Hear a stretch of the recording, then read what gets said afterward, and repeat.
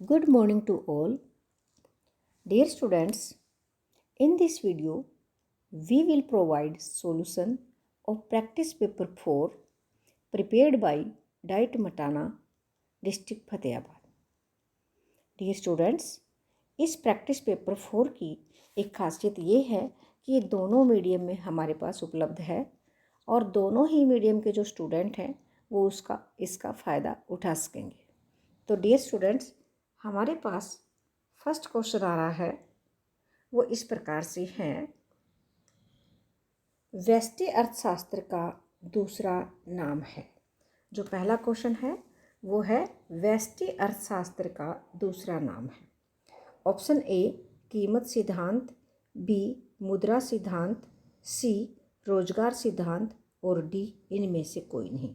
Dear students, हमारा यहाँ पर जो सही ऑप्शन है वो है कीमत सिद्धांत, क्योंकि यहाँ पर हम बाईलैंग्वेज इसको कराएंगे तो देखेंगे the other name of micro economics is A price theory, B money theory, C employment theory और D none of the above. प्यारे बच्चों, हमारा यहाँ पर right answer is price theory. A option is right. Next question है, आवश्यकताएं होती हैं।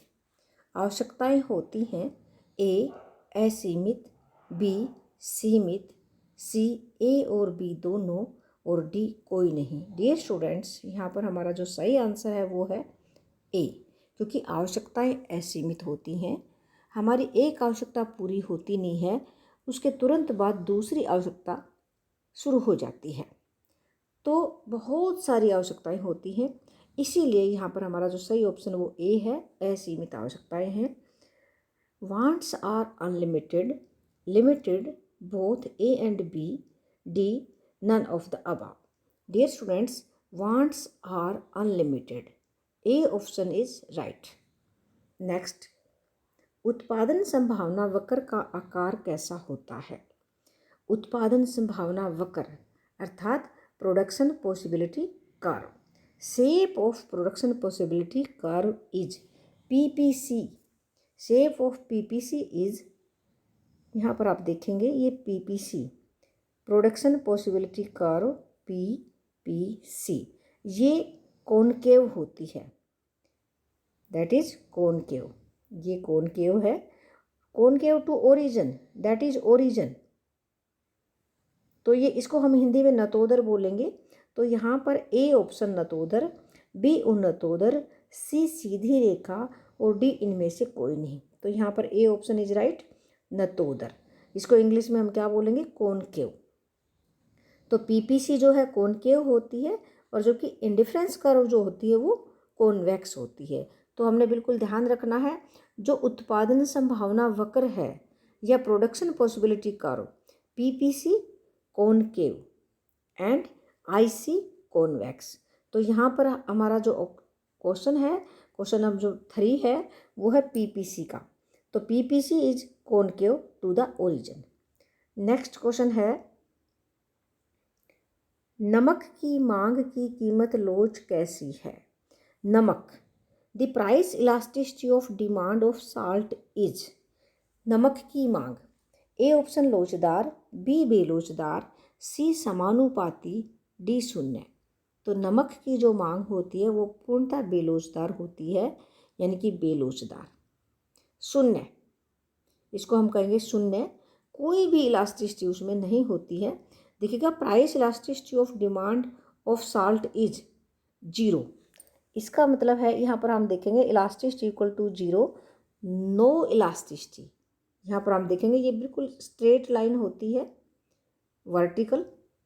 तो ये क्या है, price elasticity of demand of salt is equal to 0। तो ये है यहाँ पर। नेक्स्ट क्वेश्चन है, तो यहाँ पर हम जो हमारा सही ऑप्शन वो है शून्य। नमक की मांग की कीमत लोच कैसी है, शून्य आएगा, क्योंकि लोचदार में इस प्रकार से होती है और बेलोचदार होती है कम लोचदार। जबकि यहाँ पर समानुपाती, ये है नहीं शून्य। यहाँ पर मांग की जो लोच है बिल्कुल शून्य है, कोई परिवर्तन नहीं होता है नमक की मांग की लोच में, क्योंकि चाहे नमक कम रेट में मिले चाहे ज़्यादा रेट में मिले, हम जितनी रिक्वायरमेंट है नमक की हम उतना ही उसको यूज करते हैं। नेक्स्ट क्वेश्चन है, तो यहाँ पर हमारा जो सही ऑप्शन डी था। नेक्स्ट क्वेश्चन है, जब सीमांत उपयोगिता ऋणात्मक होती है तो कुल उपयोगिता होगी। देखो बच्चों, जब सीमांत उपयोगिता ऋणात्मक होती है, when marginal utility is negative then total utility will be, total utility will be, हम यहाँ पर देखेंगे जब सीमांत उपयोगिता ऋणात्मक होती है हम बना लेंगे सीमांत उपयोगिता। देखिएगा ये है टी यू है ये।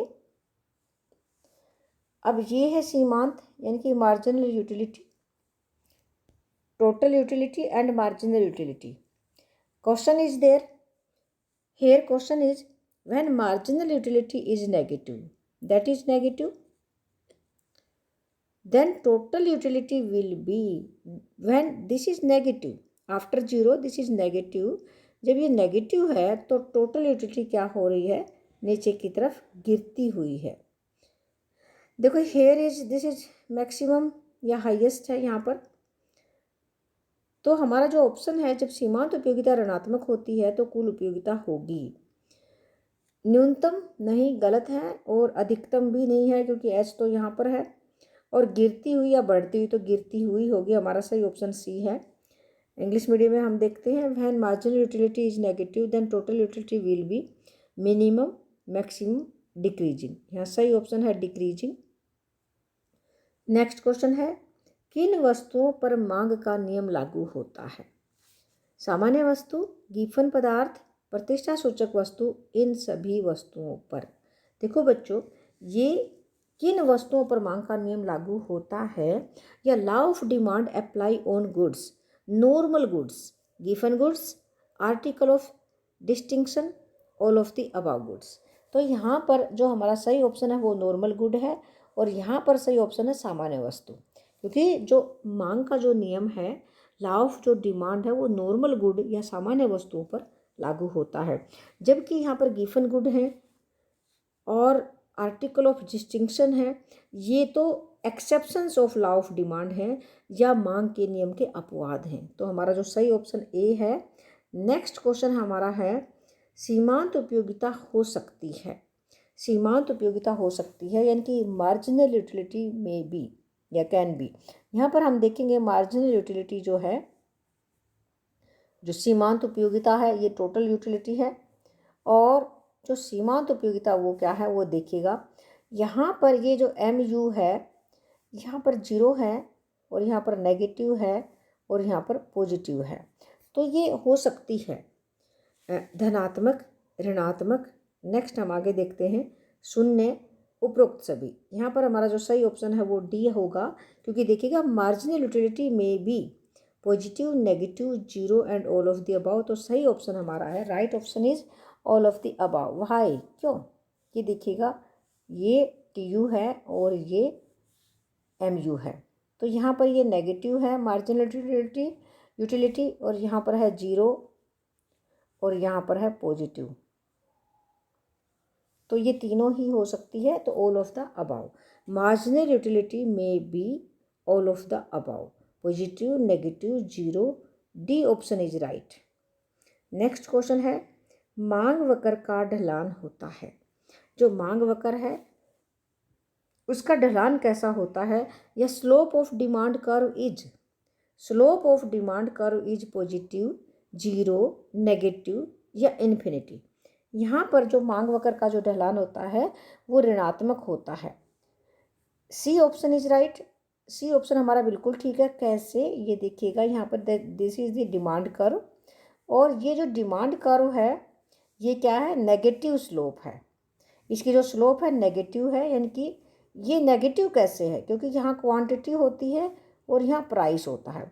प्राइस जब ज़्यादा है तो ये कम मांग करता है, और जब प्राइस कम होता है तो ये मांग ज़्यादा है। तो ये देखिएगा इसका नेगेटिव स्लोप है, क्योंकि इसमें जो रिलेशनशिप है वो अपोजिट है, प्राइस में और क्वांटिटी में ऋणात्मक संबंध है। तो इसका जो ढलान है वो भी नेगेटिव है, क्योंकि ऊपर से नीचे घट रहा है। तो सी ऑप्शन हमारा बिल्कुल सही है यहाँ पर। नेक्स्ट क्वेश्चन है, जब सीमांत उपयोगिता शून्य होती है तो कुल उपयोगिता क्या होगी? बढ़ती हुई, घटती हुई, अधिकतम या न्यूनतम?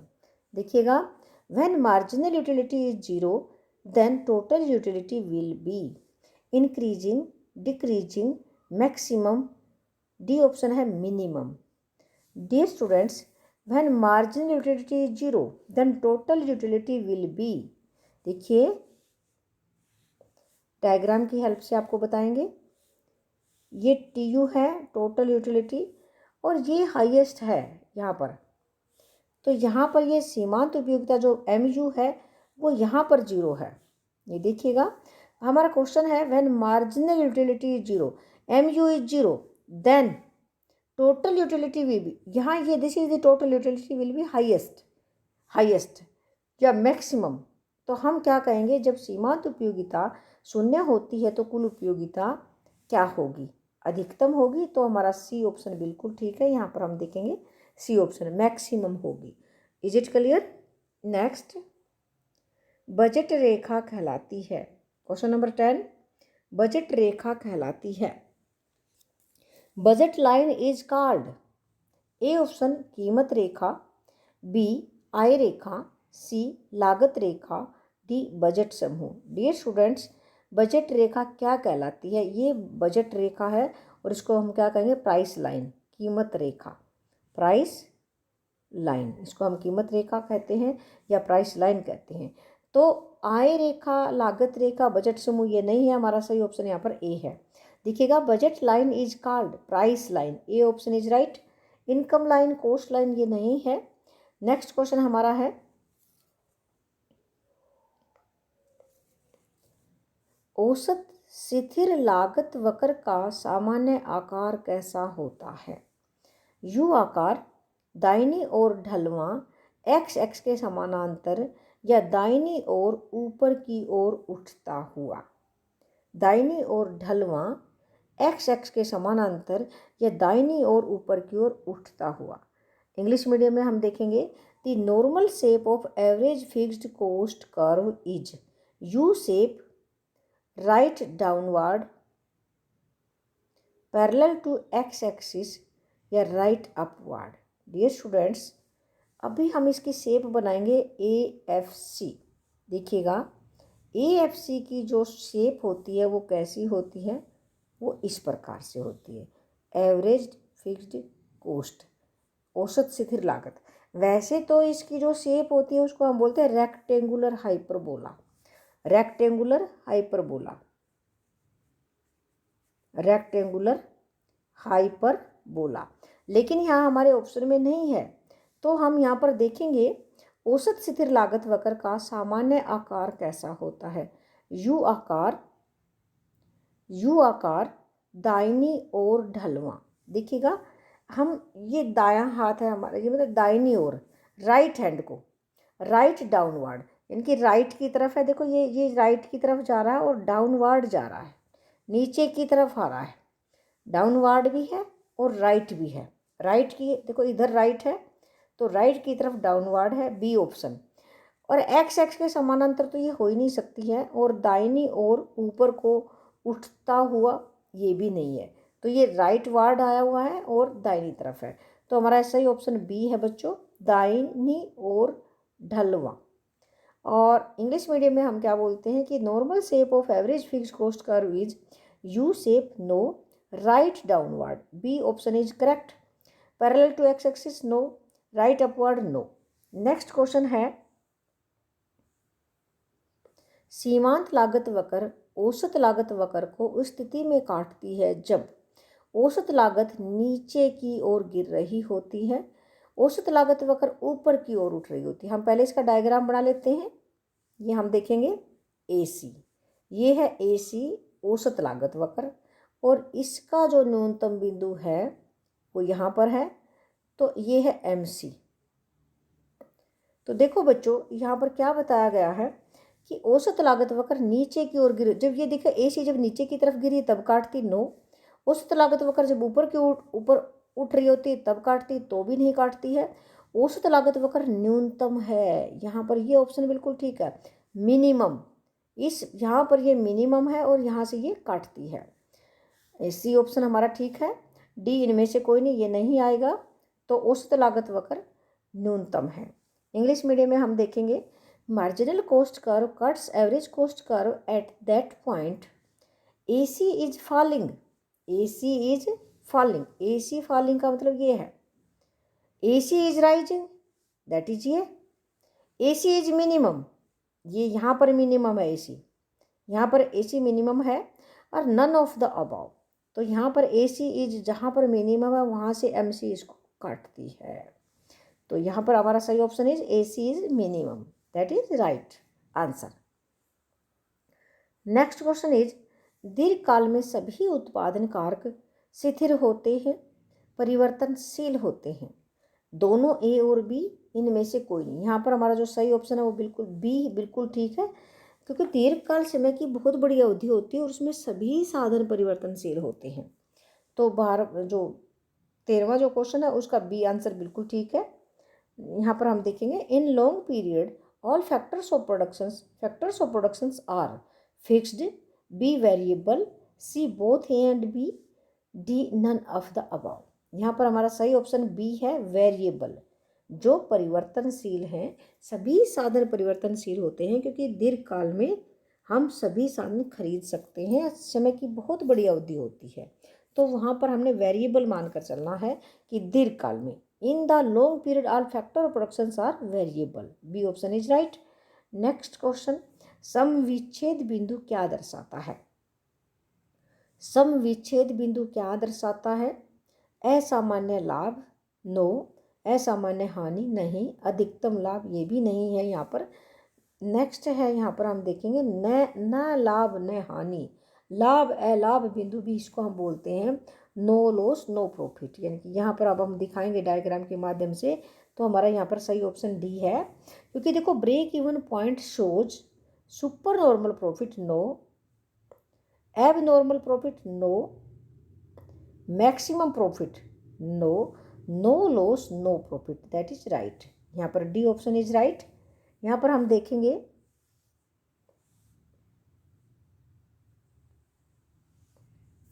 दैट इज TR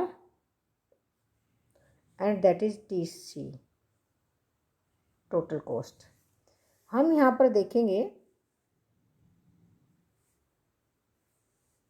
ये जो बिंदु है ये क्या है? ब्रेक इवन पॉइंट, यानी कि नो लॉस नो प्रॉफिट, समविच्छेद बिंदु भी इसको हम कहते हैं।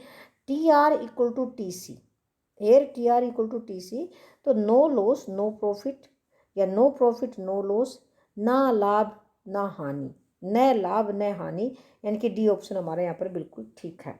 नेक्स्ट क्वेश्चन है, पूर्ण प्रतियोगिता में औसत आय और सीमांत आय वक्र होते हैं। यहाँ पर हम देखेंगे ए ऑप्शन है बराबर, बी अलग अलग, सी नीचे की ओर झुके हुए और डी इनमें से कोई नहीं।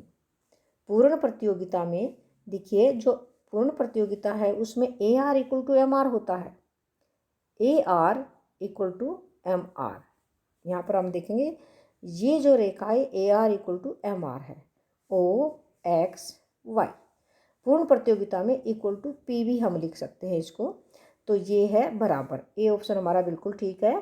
यहाँ पर हम देखेंगे in perfect competition average revenue and marginal revenue are equal, A option is right. B different, C downward sloping, D none of the above. यहाँ पर ये इक्वल होते हैं, यहाँ पर ये देखेंगे AR इक्वल टू MR। ये कौन सी स्थिति है? ये that is the perfect competition. In perfect competition average revenue AR and marginal revenue are equal, A option is right. Next question है, किस बाजार में विक्रय लागतों का महत्व है? किस बाजार में विक्रय लागतों का महत्व है? पूर्ण प्रतियोगिता, देखो पूर्ण प्रतियोगिता में विक्रय लागतें नहीं पाई जाती हैं क्योंकि समरूप पदार्थ और एक समान कीमत पाई जाती है, तो विक्रय लागतों का कोई फायदा नहीं है।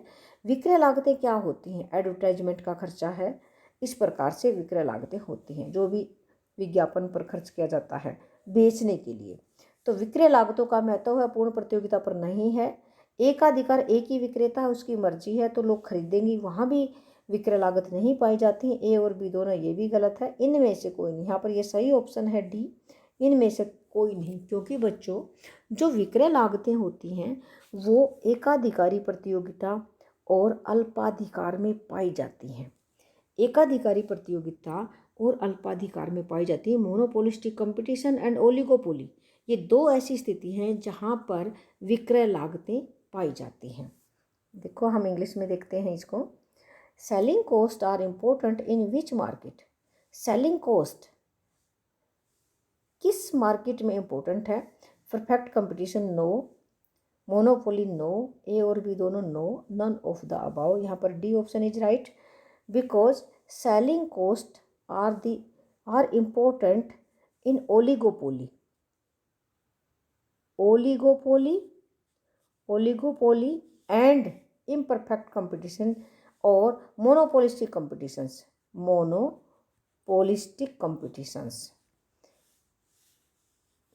नेक्स्ट क्वेश्चन, बाजार कीमत का निर्धारण किया जाता है। बाजार कीमत का निर्धारण किया जाता है अल्पकाल में, अति अल्पकाल में, दीर्घकाल में, अति दीर्घकाल में। यहाँ पर सही ऑप्शन है बी, क्योंकि बाजार कीमत अति अल्पकाल में निर्धारित की जाती है, क्योंकि अति अल्पकाल में हम पूर्ति को थोड़ा सा भी नहीं बढ़ा सकते हैं, इसीलिए उसको बाजार कीमत कहा जाता है। और अति अल्पकाल में ही बाजार कीमत का निर्धारण किया जाता है। इंग्लिश में है, market price is determined in short period, very short period, long period, very long period. Here right option is B, very short period. In very short period we cannot increase supply of the product, so in very short period market price is available या determined। next question है, सामान्य कीमत का निर्धारण कब होता है? सामान्य कीमत का निर्धारण कब होता है? सामान्य जो कीमत है उसका निर्धारण कब होता है? अति अल्पकाल में, अल्पकाल में, दीर्घकाल में या उपरोक्त सभी? अल्पकाल में, अति अल्पकाल में, दीर्घकाल में या उपरोक्त सभी। यहाँ पर जो सामान्य जो कीमत है उसका निर्धारण होता है दीर्घकाल में। Normal price is determined in very short period, long period, all of the above. Here is long period. Next question is this, in which market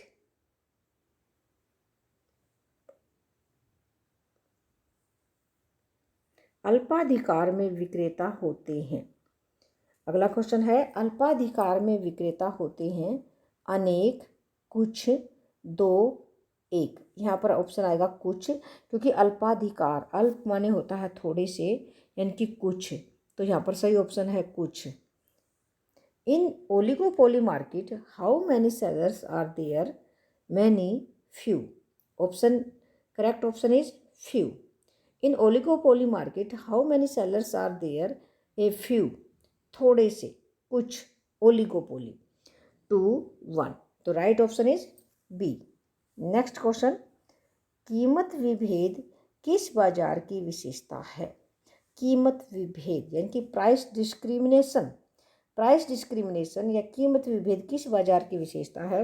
एकाधिकार। ये बिल्कुल सही ऑप्शन है, क्योंकि एकाधिकार में वो कीमत में भेद कर सकता है। पूर्ण प्रतियोगिता, एकाधिकारी प्रतियोगिता, इनमें से कोई नहीं। देखो, पूर्ण प्रतियोगिता में समरूप कीमत वसूल की जाती है, एक ही कीमत होती है। एकाधिकारी प्रतियोगिता में वस्तु विभेद पाया जाता है। एकाधिकारी प्रतियोगिता में वस्तु विभेद पाया जाता है, जबकि एकाधिकार में कीमत विभेद पाया जाता है। कीमत विभेद पाया जाता है क्योंकि जो भी एकाधिकारी है वो अपनी मर्जी से अलग अलग ग्राहक से अलग अलग कीमत वसूल कर सकता है। इसका उदाहरण मैं एक डॉक्टर के से दूंगी, क्योंकि एक जो डॉक्टर है, अगर मान लीजिए वो एक ही है पूरे शहर के अंदर और कोई गरीब व्यक्ति, कोई भिखारी उसके पास दवाई लेने जाता है तो वो कम कीमत उसको वसूल कर सकता है। कोई रिच व्यक्ति अगर उसके पास जाता है उससे ज़्यादा कीमत वसूल कर सकता है। तो कीमत विभेद एकाधिकार में पॉसिबल है। Price discriminations is the feature of which market? Monopoly, perfect competition, monopolistic competition, none of the above. Monopoly is right answer. A option is correct. Next question. कौन से बाजार में फर्म कीमत स्वीकारक होती है? कौन से बाजार में फर्म कीमत स्वीकारक होती है? पूर्ण प्रतियोगिता, एकाधिकार, एकाधिकारी प्रतियोगिता, इनमें से कोई नहीं। देखो बच्चों, कौन से बाजार में फर्म कीमत स्वीकारक होती है? तो पूर्ण प्रतियोगिता होती है, क्योंकि पूर्ण प्रतियोगिता में जो कीमत का जो निर्धारण होता है वो उद्योग द्वारा किया जाता है, जहाँ पर मांग और पूर्ति की शक्तियाँ एक दूसरे को काटती हैं, वहाँ पर कीमत का निर्धारण होता है, वो भी उद्योग के द्वारा। तो यहाँ से कीमत निकलेगी और इधर होती है फर्म, और वो फर्म इस प्राइस पर ही काम करेंगी। ए फर्म, बी फर्म, सी फर्म, बहुत सारी फर्म होती है। जैसे ये ए फर्म है, ये बी फर्म है, तो इसी कीमत पर यहाँ पर प्राइस, वो प्राइस टेकर हैं, नोट मेकर। तो देखिएगा कौन से बाजार में फर्म कीमत स्वीकारक है? तो प्राइस टेकर है, नोट मेकर। तो ये है पूर्ण प्रतियोगिता। पूर्ण प्रतियोगिता में इस प्रकार से कीमत का निर्धारण किया जाता है उद्योग के द्वारा। ये इंडस्ट्री है, मांग और पूर्ति की शक्तियाँ काटती हैं जहाँ पर, वहाँ पर कीमत निर्धारित हो जाती है। और जो प्राइस है ये निकल कर आगे जाता है जो भी फर्म है उनमें, और ये फर्म इसी प्राइस पर बेचेंगी, चाहे वो उनको लॉस हो चाहे प्रॉफिट हो। तो यहाँ पर हमारा सही ऑप्शन है पूर्ण प्रतियोगिता में। नेक्स्ट है English medium. In which market firm is price taken? Perfect competition, monopoly, monopolistic competition, none of the above. तो हमारा right option is perfect competition, क्योंकि परफेक्ट कंपटीशन में जो प्राइस है that is determined by industry, not firm, and here firm is price taker. Here firm A and this is firm B and this is firm C, और that is price and that is price. So firm is price taker, not maker in perfect competition. Next, विश्व महामंदी का वर्ष है। The year of world depression is 1927, 1929, 1931, 1933। तो यहाँ पर हमारा जो सही जो ऑप्शन है वो क्या है बच्चों? वो है बी ऑप्शन, 1929। क्योंकि जो विश्व महामंदी आई थी वो 1929 में आई थी, 1929-30 में ये मंदी आई थी। तो यहाँ पर हमने देखा 1929 ऑप्शन है, ये बिल्कुल सही है बच्चों। देखिए, the year of world depression is, world depression यानी कि विश्व महामंदी, 1927 ना हो, 1929 that is right answer, 1931 no, 1933 that is wrong, so 1929 is right answer. Next question है, अंतर्राष्ट्रीय व्यापार का अध्ययन होता है व्यष्टि अर्थशास्त्र, समष्टि अर्थशास्त्र, दोनों में कोई नहीं। तो यहाँ पर हमारा जो सही ऑप्शन है वो है macro economics. International trade is studied in micro economics, no, macro economics, right answer. तो right answer is option B, macro economics. Next question, अप्रत्यक्ष कर माइनस आर्थिक सहायता क्या होता है? देखो बच्चों, अप्रत्यक्ष कर माइनस आर्थिक सहायता अर्थात शुद्ध अप्रत्यक्ष कर। यहाँ पर हम अपने ऑप्शन देखेंगे, प्रत्यक्ष कर नहीं, कुल व्यय नहीं, शुद्ध अप्रत्यक्ष कर ये सही है, शुद्ध प्रत्यक्ष कर ये गलत है। तो प्यारे बच्चों, सी ऑप्शन इज हमारा सही है। सही जो ऑप्शन है वो सी है। Indirect taxes minus subsidies equal to direct tax, total expenditure, net indirect tax, that is right answer, NIT, net indirect tax इसका सही ऑप्शन है। C option is correct. Next, Bharat में राष्ट्रीय आय की गणना कौन करता है? भारत में राष्ट्रीय आय की गणना कौन करता है? बच्चों, भारत में राष्ट्रीय आय की गणना करता है CSO। अब केंद्रीय सांख्यिकी संगठन या सेंट्रल स्टैटिस्टिकल ऑर्गेनाइजेशन। अब हम अपने ऑप्शन देखते हैं। ए ऑप्शन वित्त मंत्रालय, बी योजना आयोग, सी वित्त आयोग और डी केंद्रीय सांख्यिकी संगठन। That is right answer. In India who estimates national income. Bharat में राष्ट्रीय आय की गणना कौन करता है? In India who estimate national income. Finance ministry, planning commission, finance commission, central statistical organisation. That is right answer, CSO। CSO। Next question है, पूर्ति अपनी मांग स्वयं उत्पन्न करती है, यह कथन किसका है? मार्शल, केंज, JB से। David Hume, no. Marshall, no. Keynes, no. तो सही ऑप्शन है JB से, क्योंकि JB से ये कहता कि पूर्ति अपनी मांग का स्वयं निर्माण करती है या अपनी मांग स्वयं उत्पन्न करती है। In English, supply creates its own demand. Who said this? Supply creates its own demand. Who said this? This is से this supply creates its own demand. Who said this? This is JB से। This is JB Say. A option Marshall, B Keynes, C JB Say, D David Hume. तो right answer is JB Say, क्योंकि JB Say ने क्या कहा था? Supply creates its own demand. पूर्ति अपनी मांग का स्वयं निर्माण करती है। नेक्स्ट क्वेश्चन इज, यदि MPC 1 है तो गुणक क्या होगा? MPC 1 है तो गुणक क्या होगा? 0, 1, 2 अनंत। इसे हम फॉर्मूले में पुट करेंगे। In English medium, if MPC 1 then multiplier will be 0, 1, 2 and infinity. तो यहाँ पर हम देखेंगे 1/1 minus MPC, that is K। MPC is 1, 1/1 घटा 1, 1/0, इसका मतलब इन्फिनिटी। जो आंसर इज अनंत, D। यहाँ पर D infinity. If MPC is 1 then multiplier will be infinity, अनंत लोचदार। नेक्स्ट क्वेश्चन आपके सामने है बच्चों। वित्तीय वर्ष की अवधि क्या होती है? वित्तीय वर्ष की अवधि क्या होती है? 1 अप्रैल से 31 मार्च, 1 जनवरी से 31 दिसंबर, 1 मार्च से 28 फरवरी, उपरोक्त सभी। यहाँ पर सही ऑप्शन है 1 अप्रैल से 31 मार्च। देखो बच्चों, 1 अप्रैल से और 31 मार्च तक का जो समय होता है वो क्या होता है? वित्तीय वर्ष। The period of financial year is 1 April to 31 March, 1 January to 31 December, 1 March to 28 February and D is all of the above.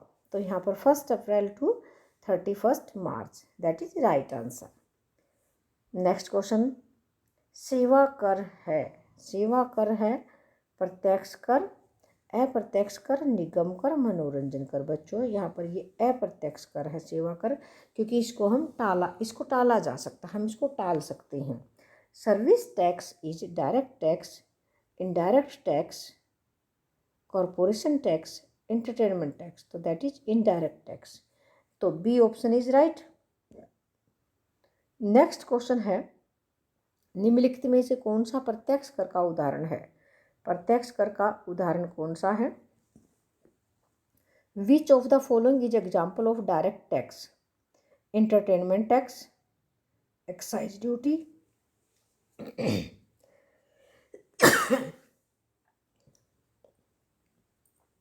Excise duty, income tax, service tax. Direct tax, that is income tax. निम्नलिखित में से कौन सा प्रत्यक्ष कर का उदाहरण है? मनोरंजन कर, उत्पादन कर ये नहीं है, क्योंकि ये अप्रत्यक्ष कर के उदाहरण है। और आय कर जो सी ऑप्शन है वो बिल्कुल ठीक है, जबकि सेवा कर भी अप्रत्यक्ष कर का उदाहरण है। तो यहाँ पर C option is right. Income tax is that is direct tax. Next question है, ₹1 ₹1 का नोट कौन जारी करता है? Reserve bank of India? नहीं। वित्त मंत्रालय? राष्ट्रपति? इनमें से कोई नहीं। यहाँ पर सही ऑप्शन है हमारा बी, क्योंकि वित्त मंत्रालय जारी करता है ₹1 का नोट और सिक्के। जबकि ₹1 से ज़्यादा के जितने भी नोट हैं वो सब कौन जारी करता है? RBI, reserve bank of India. ₹2 या इससे ज़्यादा के note reserve bank of India ही जारी करता है बच्चों। देखो क्वेश्चन है, who issues ₹1 note? Reserve bank of India, finance ministry, president, none of the above. Here right answer is B, finance ministry. Next question, पूंजी के स्टॉक में वृद्धि क्या कहलाती है? पूंजी के स्टॉक में वृद्धि क्या कहलाती है? पूंजीगत लाभ ए ऑप्शन है। बी ऑप्शन है पूंजीगत हानि, सी पूंजी निर्माण और डी है इनमें से कोई नहीं। डी क्या है? इनमें से कोई नहीं है।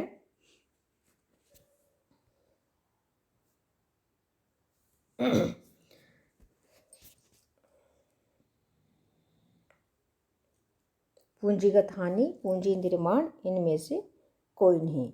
What is increase in capital stock?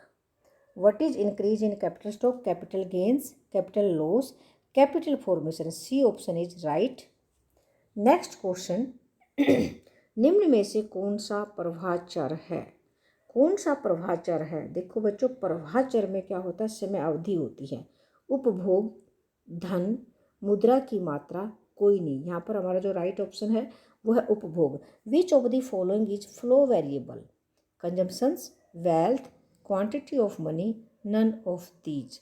तो A option is right, consumptions. क्योंकि जो उपभोग है उसमें समय लगता है, इसीलिए प्रवाह है। जिसमें एक अवधि होती है ना, टाइम पीरियड, दैट इज क्या होता है? प्रवाह, यानी कि फ्लो वेरिएबल। और जिसमें एक पॉइंट ऑफ टाइम पे जो चीज़ मापी जाती है समय के एक निश्चित बिंदु पर, वो क्या होता है? स्टॉक। नेक्स्ट क्वेश्चन, भारतीय रिजर्व बैंक की स्थापना किस वर्ष हुई? किस वर्ष में हुई? 1905, 1920, 1935। सही उत्तर है हमारा 1935, क्योंकि आरबीआई की जो स्थापना हुई थी वो 1935 में हुई थी।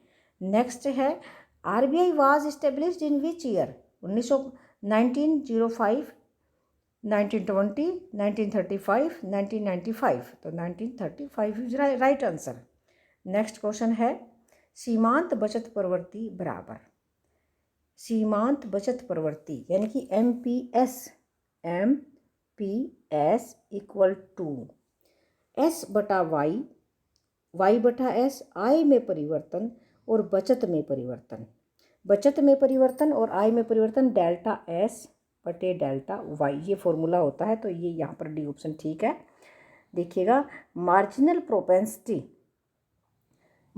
Propensity to save S/Y, Y/S, change in Y/change in C. No. Next.